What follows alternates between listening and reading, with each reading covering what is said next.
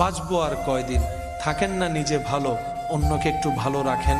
বিশ্বাস করেন, অন্যকে ভালো রেখে আপনি এখান থেকে যে ভালোটা থাকতে পারবেন, অন্যের চোখে পানি এনে দিয়ে সে ভালোটা আপনি থাকতে পারবেন না।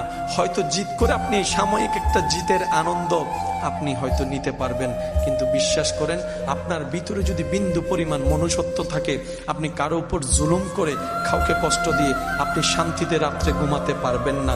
আপনার মনুষ্যত্ববোধ আপনাকে বারবার জাগিয়ে তুলবে। কথা বলেন ঠিক কিনা? মনুষ্যত্ববোধ যার কাছে থাকবে, সে কখনো আরেকজনকে অন্যায়ভাবে কষ্ট দিয়ে ঘুমাতে পারবে না। সুখী কারা?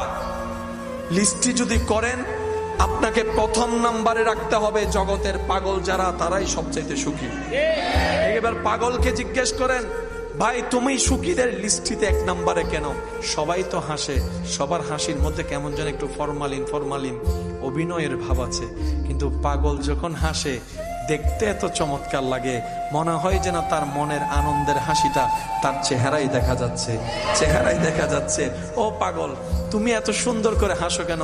পাগল হয়তো এটাই বলবে, আমি কারো সামনেও থাকি না, আমি কারো পিছনেও থাকি না, না পাইলে আফসোস করি না, পাইলে রব যা দয়া করে সেটার উপর সন্তুষ্টি থেকে আমি খেতে শুরু করি। আমি মাথার উপরে ছাদ, ঘরের ভিতর একটা এসি খুঁজি না, যেখানে রাত সেখানেই আমি কাজ হয়ে যাই। আমি টাইম বাম বুঝি না, সেজন্য তোমরা ইনকাম করে চলতে হয়, পেট চালাতে হয়।